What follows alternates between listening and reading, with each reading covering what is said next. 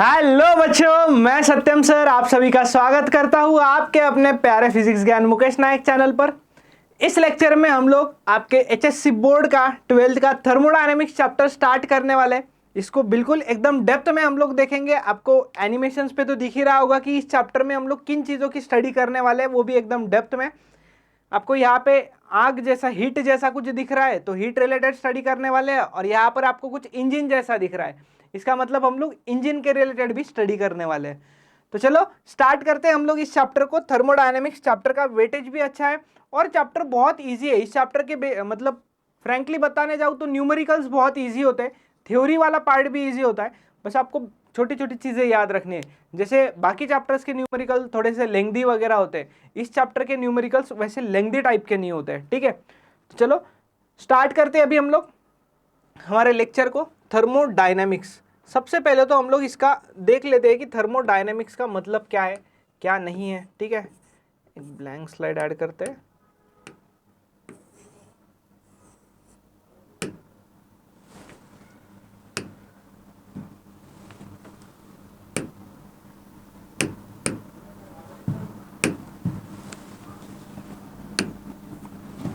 चलिए पहले हम लोग चैप्टर के नाम को डिकोड करते हैं।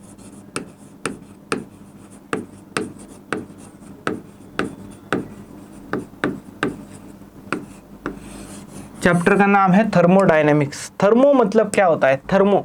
थर्मो मतलब टेम्परेचर हीट रिलेटेड चीजें होती है। थर्मो मतलब क्या होता है? टेम्परेचर हीट रिलेटेड चीजें होती है। तो थर्मो मतलब हीट रिलेटेड चीजें।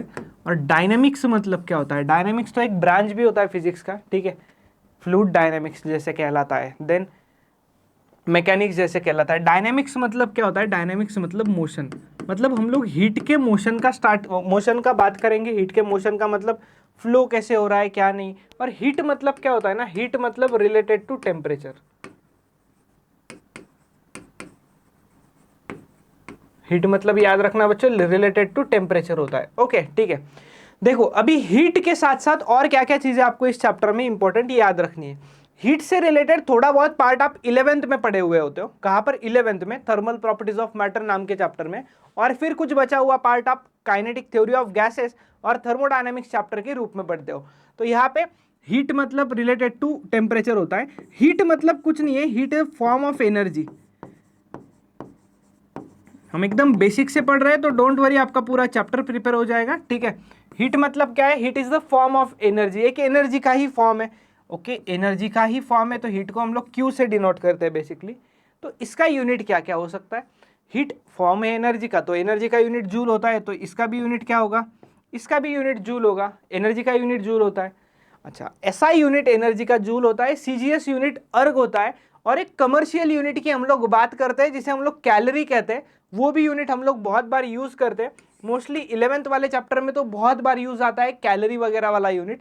यहाँ पे उतना नहीं आता है बट कुछ कुछ क्वेश्चंस में आ भी जाता है, आपने देखे होंगे क्वेश्चंस तो। ठीक है, तो एक चीज होता है कैलोरी नाम का भी एक यूनिट होता है। ठीक है, ये तो एसआई यूनिट की बात चल रही है। एक और यूनिट होता है हीट का जिसे हम लोग कैलोरी कहते हैं, CAL लिखा जाता है कैलोरी को।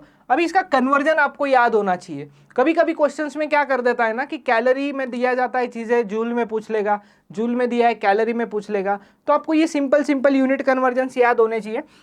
जैसे कि 1 कैलोरी मतलब होता है 4.18 जूल। 1 कैलोरी मतलब कितना होता है? 4.18 जूल होता है। बट हम लोग अप्रोक्सीमेटली इसके लिए क्या करते हैं, हम लोग इसको अप्रोक्सीमेटली 4.2 मानते हैं। जैसे स्मॉल जी का वैल्यू कितना होता है? 9.8 होता है, हम लोग कितना लेते हैं? 10 ले लेते हैं ना। जस्ट वैसे ही 4.28 को हम लोग 4.2 जूल मान ले, 4.18 को हम लोग 4.2 जूल मान लेते हैं अप्रोक्सीमेटली। ठीक है, देन ये तो हुआ कैलोरी का जूल कन्वर्जन। ऐसे ही जूल को भी कैलोरी में किया जा सकता है कन्वर्ट, तो वो हो जाएगा 1 डिवाइडेड बाय 4.2 कैलोरी। और वैसे तो ये कैलकुलेशन के लिए आपके पास लॉग अवेलेबल है, बट आपको एक सिंपल सा चीज अगर मैं बताना चाहूँ तो ये आप कैलकुलेट करके याद रख लो तो आपका कैलकुलेशन वाला टाइम बच जाता है। कैसे? 1 जूल मतलब 1 डिवाइडेड बाय 4.2 कैलोरी होता है। तो 1 डिवाइडेड बाय 4.2 को अगर आप सॉल्व करते हो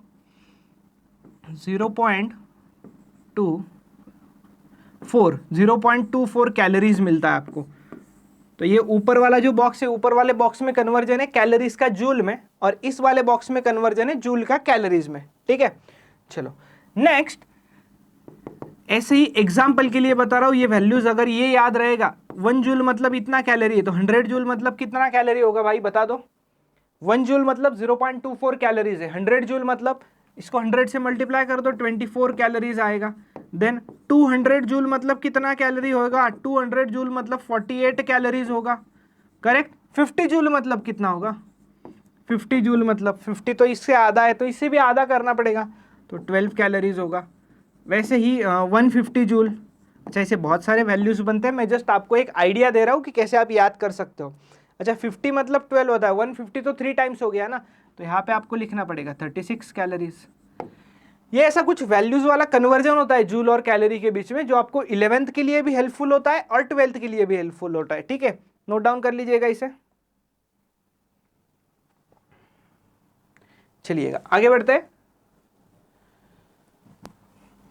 इंट्रोडक्शन में क्या दिया हुआ है सच, तो ये क्या था सर, ये बहुत बेसिक सी चीज थे जो आपने 11th में पढ़ा है, 10th में भी पढ़ रखा है आपने कुछ पार्ट, बट फिर रिकॉल कर दिया ताकि प्रॉब्लम नहीं आएगा। देखो thermodynamics is mostly study of conversion of work और any form of energy into heat और अदर वे। मतलब क्या, वर्क का कन्वर्जन हीट में करो या और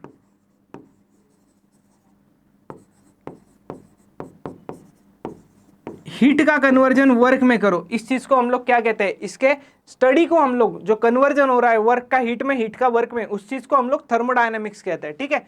according to modern theory heat is the form of energy, ये हमें पता है, हमने डिस्कस कर लिया है। Thermodynamics is the branch of physics that deals with the concept of heat and temperature and inter conversion of heat and other forms of energy. मतलब क्या, हीट और टेम्परेचर का इंटर कन्वर्जन पहली बात, और दूसरी बात इंटर कन्वर्जन ऑफ हीट और अदर फॉर्म, मतलब हीट और कोई फॉर्म में जा सकता है क्या एनर्जी के, यस जा सकता है, हीट अदर फॉर्म्स में भी जा सकता है। जैसे अगर किसी ने ये चैप्टर पढ़ा होगा तो आगे चल के इंटरनल एनर्जी वगैरह आता है गैस के मॉलिक्यूल्स का, तो उसमें भी ये जा रहा होता है, ठीक है। तो ये तो एक सिंपल सा इंट्रोडक्टरी पार्ट था इसका, ठीक है। देन यहाँ पे हम लोग क्या कह सकते हैं पता है क्या, एक स्टेटमेंट होता है जो आप स्कूल से पढ़ते हुए आ रहे हो, कौन सा स्टेटमेंट पता है, energy can neither be created nor be destroyed, it can only be converted from one form to another form. तो ये यहाँ पे यूज होने वाला है, ठीक है, यूज होने वाला है, इसलिए लिख देता हूं, एनर्जी कैन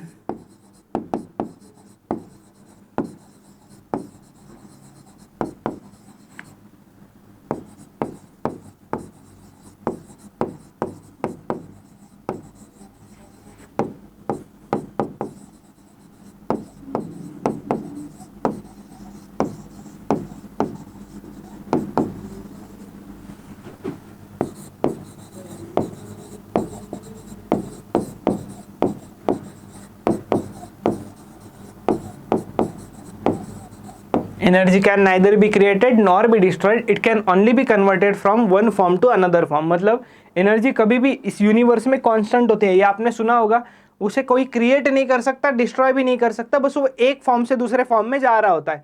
अभी एक फॉर्म से दूसरे फॉर्म के लिए हमारे लिए क्या क्या चीज़ है, हमारे पास एक तो एनर्जी टर्म है, ठीक है, एक तो एनर्जी नाम का टर्म है हमारे पास, दूसरा वर्क डन नाम का टर्म आएगा, और तीसरा हीट नाम का टर्म आएगा। तीनों भी चीजें एनर्जी रिलेटेड है, इसलिए हमने कहा है हीट का conversion other forms of energy में, क्योंकि ये जो है ना ये एनर्जी के ही फॉर्म से बेटा, ठीक है, ये कोई अलग बात नहीं है। और ये स्टेटमेंट जो है, ये स्टेटमेंट तो आप लोग पढ़ते हुए आ रहे हो बचपन से ही, ठीक है, इस स्टेटमेंट में आपको कोई प्रॉब्लम नहीं होगा, ठीक है। चलो कुछ टर्मिनोलॉजीज होते हैं, कौन से टर्मिनोलॉजीज की बात मैं कर रहा हूँ आपको बताता हूँ।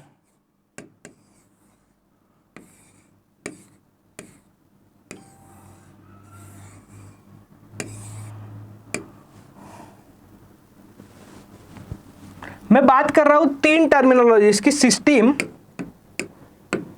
एक होता है सिस्टम, एक होता है surrounding.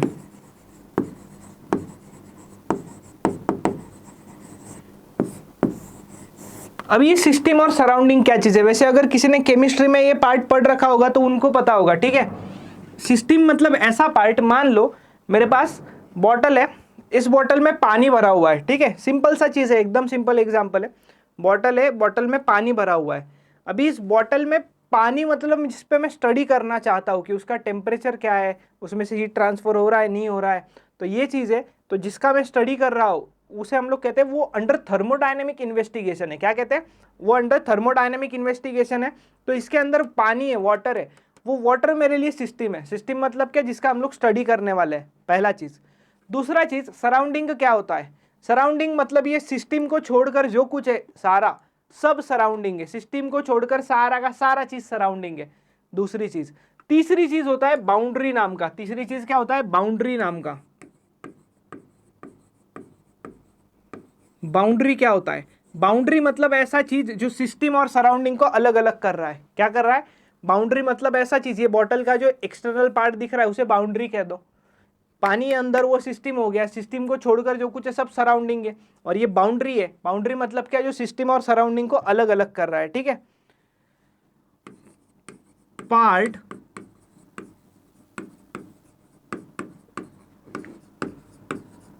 which is under thermodynamic investigation.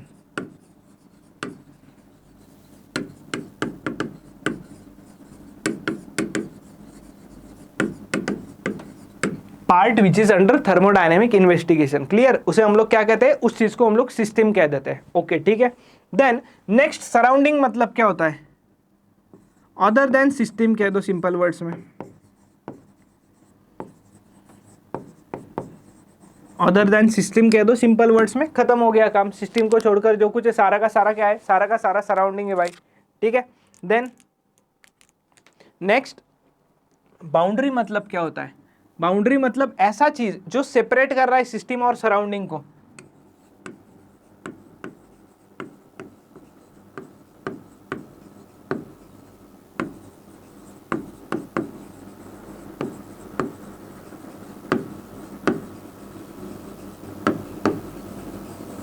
कह सकते हैं विच सेपरेट सिस्टम एंड सराउंडिंग, मतलब ऐसा चीज जो सिस्टम और सराउंडिंग को सेपरेट कर रहा है उसे हम लोग क्या कहते हैं? बाउंड्री कहते हैं। ये बेसिक सी तीन चीजें आपको क्लियर होनी चाहिए, नोट डाउन कर लीजिएगा ये चीजें। ठीक है, हो गया क्लियर ये? चलो आगे बढ़ते हैं। ये थर्मल इक्विलिब्रियम नाम का एक चीज बहुत इंपॉर्टेंट होता है। वैसे डायरेक्टली क्वेश्चन इससे नहीं आता है, बट ये इनडायरेक्टली बहुत सारे कॉन्सेप्ट्स में इंपॉर्टेंट होता है आपको, इसलिए इसको हम लोग पढ़ते हैं अभी। यहाँ पर आपको कुछ दिख रहा है, एक रॉड दिख रहा है आपको, और एक रॉड बहुत गर्म दिख रहा है और एक रॉड नॉर्मल ठंडा था। फिर इनका टेम्परेचर कम ज़्यादा हो रहा है। कैसे? देखो अभी इसका 90 है, उसका 10 है, इसका 80 हुआ, उसका 20 हुआ, 70 30 60 40 50 50 खत्म। 50-50 के बाद कुछ चेंज नहीं हो रहा है, फिर वापस वो पहले वाला प्रोसेस स्टार्ट करके दिखा रहा है वो वीडियो में। इसका मतलब क्या है? जब भी दो ऑब्जेक्ट कांटेक्ट में आएंगे और उनके बीच में टेम्परेचर का डिफरेंस रहेगा। क्या बताया? जब भी दो ऑब्जेक्ट कांटेक्ट में आएंगे और उनके बीच में टेम्परेचर का डिफरेंस रहेगा तो तब 100% हीट फ्लो होगा। हम 100% हमेशा हम लोग ये कह सकते हैं when there is a temperature difference between two objects,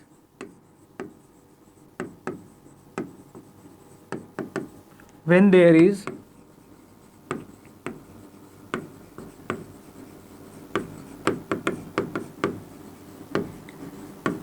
temperature difference between two objects, then heat transfer will take place.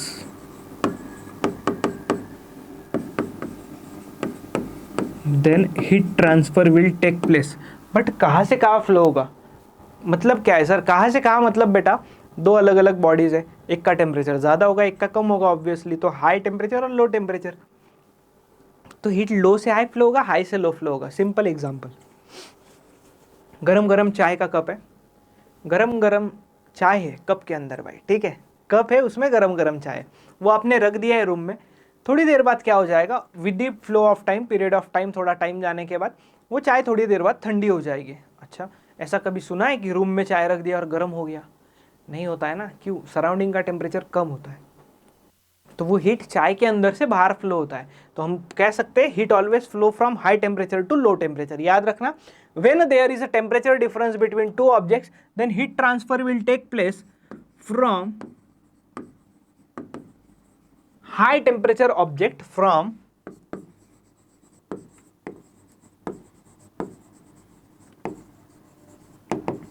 From high temperature object to low temperature object,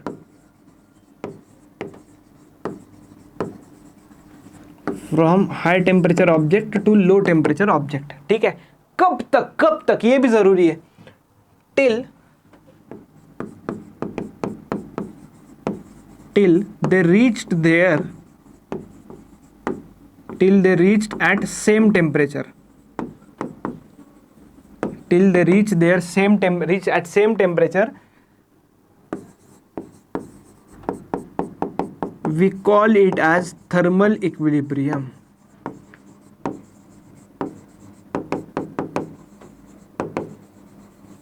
इसका मतलब क्या है अभी पढ़ के बताता हूं। A system is said to be in thermal equilibrium when there is no temperature difference between the system and surrounding। मतलब सिस्टम और सराउंडिंग के बीच में जब भी टेम्परेचर डिफरेंस नहीं होगा तो हम लोग कह सकते हैं कि वो थर्मल इक्विलिब्रियम में आ चुका है। क्या कह सकते हैं बेटा कि वो थर्मल इक्विलिब्रियम में आ चुका है। ठीक है, चेक कर लीजिएगा यहाँ पे, इसमें आपको कोई डाउट है क्या? जस्ट एक सेकेंड में पानी पीता हूँ तब तक।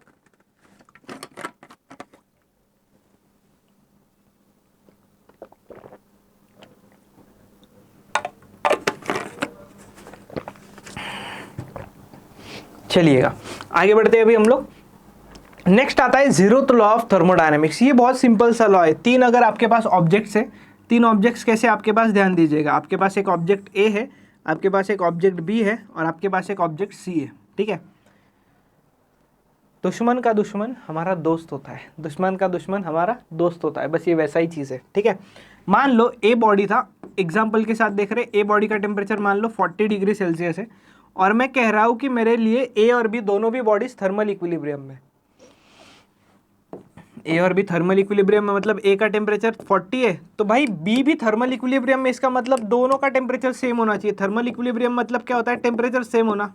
बी का भी टेम्परेचर सेम है, ओके। और मैं कह रहा हूँ ए और बी थर्मल इक्विलिब्रियम में और बी और सी भी थर्मल इक्विलिब्रियम में। बी और सी थर्मल इक्विलिब्रियम में मतलब जितना बी का टेम्परेचर उतना ही सी का। अरे भाई देखते देखते क्या हो गया? देखते देखते ये हो गया कि ए और सी भी तो थर्मल इक्विलिब्रियम में आ गए। तो बस इसी चीज को हम लोग कहते हैं जीरोथ लॉ ऑफ थर्मोडायनेमिक्स। क्या कहते हैं हम लोग इसे ही? Zeroth law of thermodynamics. देखो, if two systems are each in thermal equilibrium with third system then they are also in thermal equilibrium with each other. वही बोला है यहाँ पे, डायग्राम में थोड़ा अलग वे में बोला है। एक ही चीज है, ए और सी है, फिर ए और बी है, फिर बी और सी भी आ जाएगा, खत्म। इतना सिंपल सा था जीरोथ लॉ ऑफ थर्मोडायनेमिक्स, जो कि इंपॉर्टेंट होता है। ठीक है, जीरोथ लॉ ऑफ थर्मोडायनेमिक्स बहुत इंपॉर्टेंट होता है 1-2 मार्क्स के क्वेश्चंस के लिए।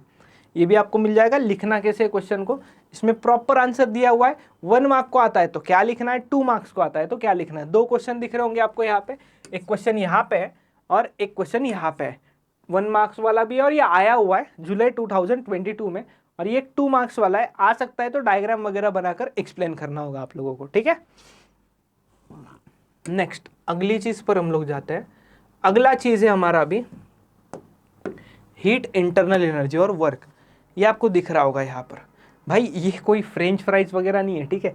वो दिख ऐसे रहा है एनिमेशन में, नहीं तो बच्चे बोलेंगे फ्रेंच फ्राइज कहाँ से आ गए। भाई ये आग लगा है, आग, ये हीट है। यहाँ से हीट कर रहे हो इस रॉड को, तो भाई इधर हीट फ्लो हो रहा है। हीट इज ये हमने पढ़ा हुआ है, ठीक है। Heat is the form of energy that is transferred between system and its environment due to temperature difference that exists between the two। Temperature difference के वजह से वो होता है, that exist between two, मतलब जो दोनों सिस्टम और सराउंडिंग के बीच में एग्जिस्ट करता है उसके वजह से होता है। ठीक है, हीट मतलब एनर्जी ही होता है, ये भी हम लोग पढ़ चुके हैं। ठीक है, देन आगे बढ़ते हैं। अभी हम लोग हीट के ऊपर भी क्वेश्चन है, ठीक है। इंटरनल एनर्जी भी है, इंटरनल एनर्जी अभी हम लोग पढ़ेंगे। अच्छा, अभी देखिएगा, एनिमेशन दीजिएगा।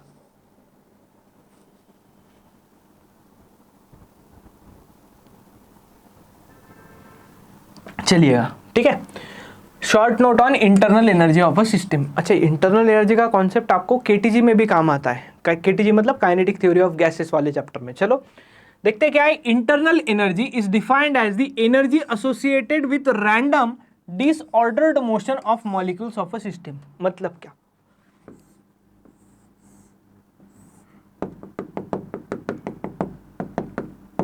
मेरे पास एक कंटेनर था, उसमें गैस भरा हुआ है और गैस कैसा है पता है क्या? आइडियल गैस हम लोग हमेशा स्टडी करते हैं। हमेशा हम लोग क्या स्टडी करते हैं, आइडियल गैस स्टडी करते हैं। ओके, अब ये आइडियल गैस के मॉलिक्यूल्स होंगे, इनको जब हम लोग हीट करेंगे तो ये मॉलिक्यूल्स इधर उधर भागना चालू करेंगे। भाई वो भाग कब सकते हैं, वो तब भाग सकते हैं जब उनके पास एनर्जी हो। तो मान लो पहले भाग नहीं रहे थे, नॉर्मल मोशन कर रहे थे, फिर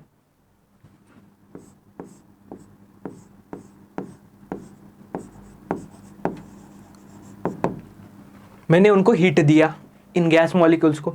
जैसे ही मैंने हीट देना चालू किया, हुआ क्या, उन मॉलिक्यूल्स को एनर्जी मिली, क्योंकि heat is a form of energy. और तुरंत एनर्जी मिलने पे वो इधर उधर भागने लगे, random disordered motion of molecules, कहीं भी जाएंगे और उनके पास जो एनर्जी रहेगी उस एनर्जी को हम लोग कहते हैं इंटरनल एनर्जी। क्या कहते हैं उसे हम लोग, उस चीज़ को हम लोग कहते हैं इंटरनल एनर्जी। ठीक है, अच्छा एक स्लाइड ऐड करके आपको कुछ फॉर्मूलेज याद दिला देता हूँ केटीजी वाले चैप्टर के, डोंट वरी। और उस पर न्यूमेरिकल भी मिलेगा आपको टेक्स्ट बुक में, जो हम लोग अभी आगे सॉल्व करने वाले। ठीक है,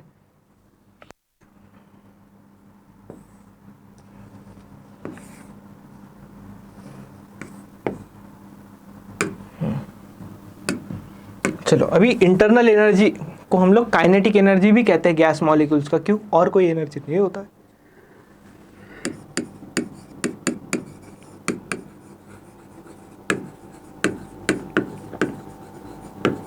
kinetic energy of gas molecules. क्यों काइनेटिक कहते हैं, क्योंकि अगर हम लोग आइडियल गैस ले लेना तो आइडियल गैस में हम लोग काइनेटिक एनर्जी ही देखते हैं, पोटेंशियल एनर्जी की हम लोग बात नहीं करते हैं। ठीक है, अभी काइनेटिक एनर्जी कितना होता है गैस के एक मॉलिक्यूल का सिंगल डायरेक्शन में। ठीक है, ये मैं आपको बताता हूँ, kinetic energy of single molecule in one direction. अगर एक सिंगल मॉलिक्यूल है गैस का, उसका एक मॉलिक्यूल एक ही डायरेक्शन में, काइनेटिक एनर्जी कितना होता है। आप ये काइनेटिक एनर्जी कहाँ पे पढ़े हो, इंटरप्रिटेशन फ्रॉम काइनेटिक एनर्जी वगैरह पढ़े हो केटीजी में, हाफ केबीटी।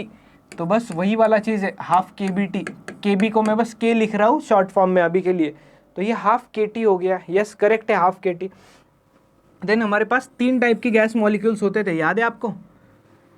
एक गैस मॉलिक्यूल होता था हमारा मोनो एटॉमिक, करेक्ट। दूसरा मॉलिक्यूल हमारा होता था डाई एटॉमिक, और तीसरा हमारा मॉलिक्यूल होता था पॉली एटॉमिक। पॉली एटॉमिक का हमें इस चैप्टर में तो कुछ देखना नहीं है, जो पढ़ना है वो आप केटीजी में पढ़ चुके हो। ठीक है, चलो अभी ध्यान दीजिएगा, मोनो एटॉमिक मॉलिक्यूल्स के पास कितने डिग्री ऑफ फ्रीडम हुआ करते थे। मोनो एटॉमिक मॉलिक्यूल्स के पास डिग्री ऑफ फ्रीडम एफ हुआ करते थे 3, और तीनों भी डिग्री ऑफ फ्रीडम हुआ करते थे ट्रांसलेशन डायरेक्शन में। ट्रांसलेशन मतलब क्या बेटा, ट्रांसलेशनल मतलब क्या, स्ट्रेट एक्स में, वाई में या जेड में, ऐसे 3 डिग्री ऑफ फ्रीडम हुआ करते थे। तो टोटल काइनेटिक एनर्जी कितना आएगा मोनो एटॉमिक गैस का, एक डायरेक्शन में एक मॉलिक्यूल का कितना है बेटा, हाफ के टी, प्लस वाई डायरेक्शन में हाफ के टी, प्लस जेड डायरेक्शन में हाफ के टी। वैसे ये के भी लिखो तो भी चलेगा, तो ये कितना हो गया, 3/2 के टी हो गया। ये एनर्जी होता है मोनो एटॉमिक मॉलिक्यूल्स का, ये याद रखिएगा मोनो एटॉमिक मॉलिक्यूल्स के लिए। ठीक है, डिग्री ऑफ फ्रीडम क्या होता है, अगर आपको थोड़ा सा रिकॉल करवा दूं तो याद रखना, डिग्री ऑफ फ्रीडम 3 तरीकों से हम लोग डिफाइन करते हैं। या तो डिग्री ऑफ फ्रीडम हम लोग ट्रांसलेशनल में देखते हैं, या हम लोग डिग्री ऑफ फ्रीडम रोटेशनल में देखते हैं, जो कि मोनो एटॉमिक के लिए होता ही नहीं है रोटेशनल, और तीसरा होता है वाइब्रेशनल। ये सिर्फ हाई टेम्परेचर्स पर एग्जिस्ट करता है। हमें अगर बोला जाए कि हाई टेम्परेचर है तो हम लोग वाइब्रेशनल लेते हैं, नहीं तो नहीं लेते। चलो अभी मोनो एटॉमिक का एनर्जी 3/2 के है, ये आपको पता चल गया होगा। आगे बढ़ते हैं डाई एटॉमिक की ओर। डाई एटॉमिक का डिग्री ऑफ फ्रीडम होता है 5। 5 कैसे आता है वो बता देता हूँ, 3 + 2 5 होता है। हाँ सर मैथ्स हमें आता है। अरे ये 3 जो है ना ये ट्रांसलेशन में, और ये 2 जो था ये रोटेशन में था।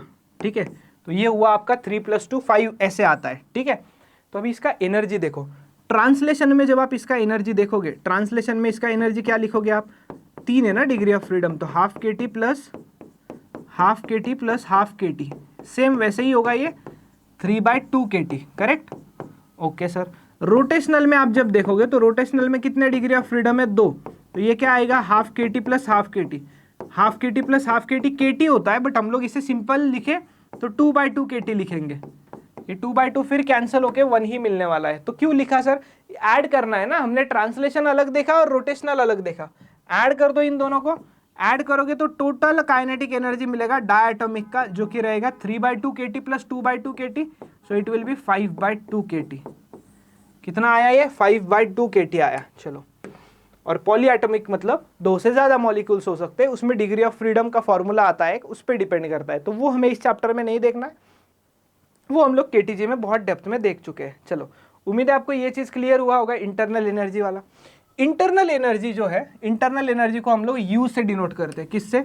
यू से। हीट को किससे डिनोट करते हैं बेटा? हीट को हम लोग क्यू से डिनोट करते हैं। इंटरनल एनर्जी को यू से, हीट को क्यू से।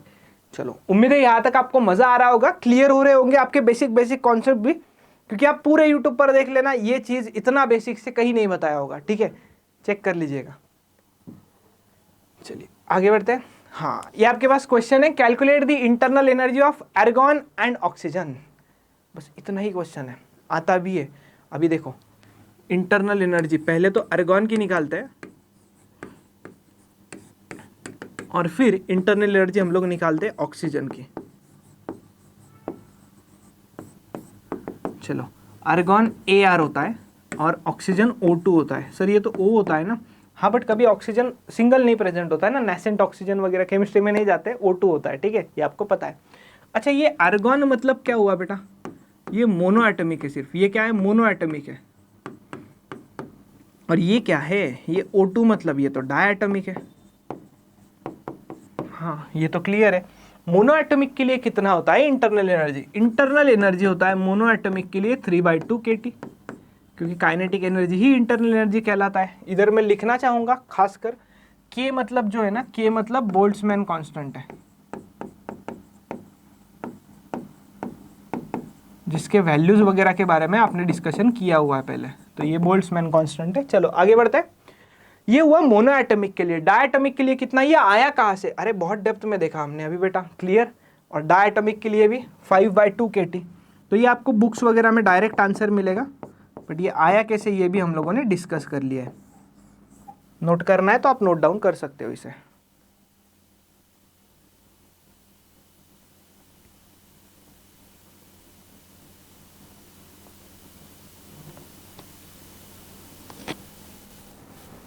चलो डन।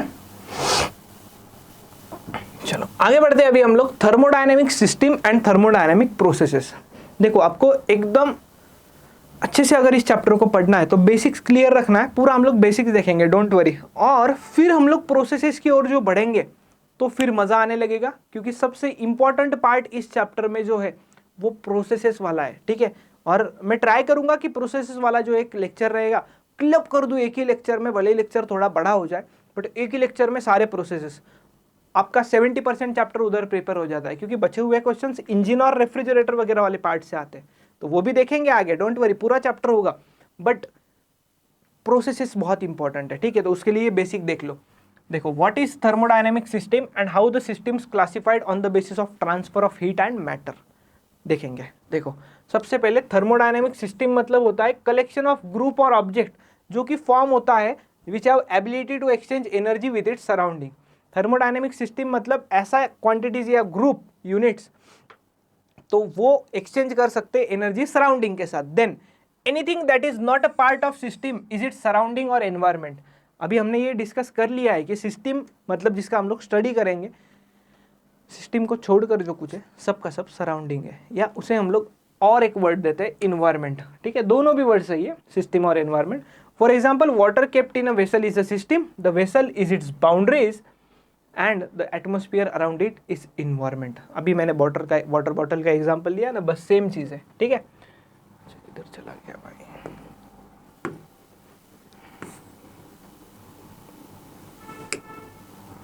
चलो, हमारे पास 3 टाइप के सिस्टम्स होते हैं यहाँ पे, देखिएगा। मैं आपको तीनों सिस्टम पहले बता देता हूँ, डोंट वरी, और फिर हम लोग 1 बाय 1 स्टडी करेंगे। ओपन सिस्टम, क्लोज और आइसोलेटेड सिस्टम। ओपन सिस्टम मतलब क्या? एक कप लिया है, उसमें गरम गरम चाय भर देना और उस चाय को ऐसे ही खुला रख देना। ये जो आपको एनिमेशन दिख रहा है सेम, खुला रख दोगे तो क्या होगा? उसका हीट का ट्रांसफर होगा क्या? ऑब्वियसली हीट ट्रांसफर होगा, और वेपर्स भी निकलते हुए दिखेंगे आपको। हाँ करेक्ट है सर, वेपर्स भी निकलेंगे। तो मुझे बताइए, वेपर्स तो अंदर का मैटर है ना उनका, कहाँ से आ रहे हैं, अंदर के मैटर से आ रहे हैं ना, तो मैटर भी एक्सचेंज हो रहा है और हीट भी एक्सचेंज हो रहा है।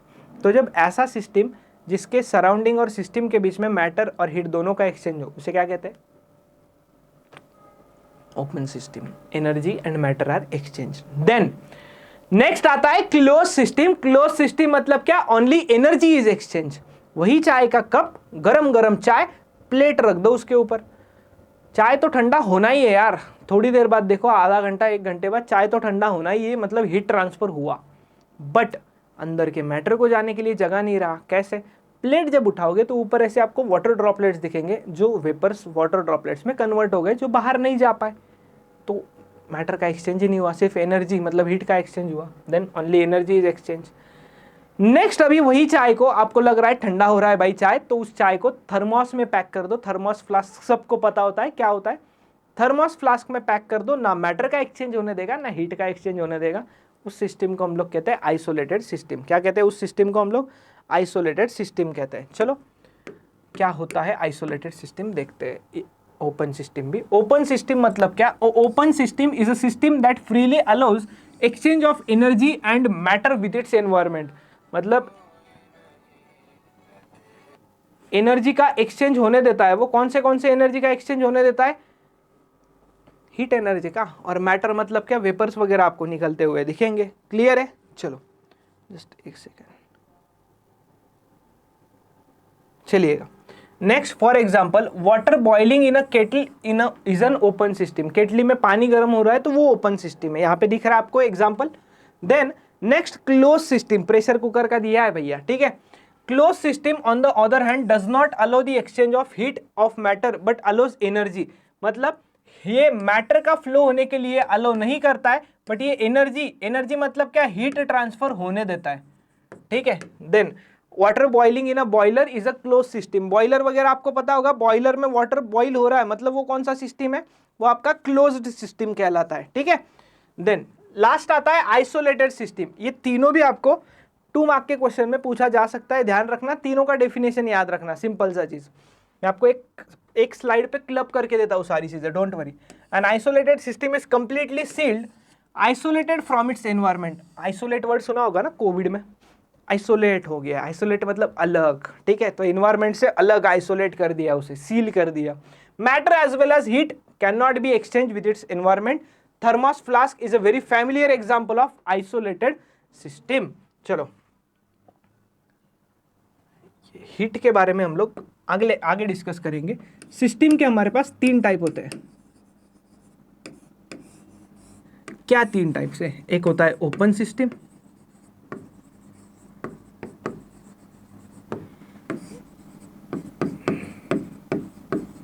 एक होता है क्लोज सिस्टम, और तीसरा क्या था भाई बताओ, आवाज नहीं आ रहा आप लोगों का, जोर से बताइए जरा। Isolated system. क्या होता है, आइसोलेटेड सिस्टम। अच्छा, ओपन सिस्टम में क्या होता है, मैटर का एक्सचेंज होने देता है क्या, यस मैटर का एक्सचेंज होता है, एनर्जी का भी एक्सचेंज होता है। एनर्जी मतलब क्या, हीट। अच्छा, यहाँ पे क्लोज सिस्टम में मैटर एक्सचेंज नहीं होता है, हाँ बट एनर्जी एक्सचेंज जरूर होता है हीट के फॉर्म में, ठीक है। एंड देन आइसोलेटेड सिस्टम ना मैटर को एक्सचेंज होने देता है, इधर का मैटर उधर नहीं जाएगा, और ना ही एनर्जी का एक्सचेंज होने देता है। तो ये हुआ आइसोलेटेड सिस्टम। उम्मीद है आपको ये सारी चीजें क्लियर हो गई होगी, ठीक है। इन कोई भी चीज में आपको डाउट नहीं होगा। अभी इस लेक्चर में हम लोग यहीं तक रुकेंगे। अगले लेक्चर में हम लोग आगे वाला part, heat, sign convention, work done, ये सारी चीजें देखेंगे, जो कि बहुत इंपॉर्टेंट होने वाला है। नोट्स बनाते चलिएगा, आपको मजा आएगा और बढ़िया से आपके नोट्स भी प्रिपेयर हो जाएंगे, ठीक है। वैसे आपको ये पीपीटी मिलने वाला है, बट आप जो हाथ से हैंड रिटन नोट्स बनाओगे उसका मजा ही अलग रहेगा, ठीक है। तो इस लेक्चर में थर्मोडायनेमिक्स के फर्स्ट लेक्चर में हम यहीं पे रुकता हूँ, मैं सत्यम भंडारी यहीं रुकता हूँ। हम लोग अगले लेक्चर में इसके आगे वाला पार्ट डिस्कस करेंगे। तो चलो बढ़िया से पढ़ते रहिए, रिवाइज करते रहिए। बस आपको वीडियो पसंद आया होगा तो लाइक कर दीजिएगा, और अगर अच्छा लगा है आपको वीडियो, कुछ सजेशंस हो तो आप कमेंट कर सकते हो, अच्छा लगा हो तो वो भी आप कमेंट कर सकते हो, और अपने दोस्तों तक शेयर कीजिएगा ताकि ज़्यादा से ज़्यादा बच्चों को इसका फ़ायदा हो सके, जो ये फ्री सीरीज चल रहा है। चलो बाय, टेक केयर।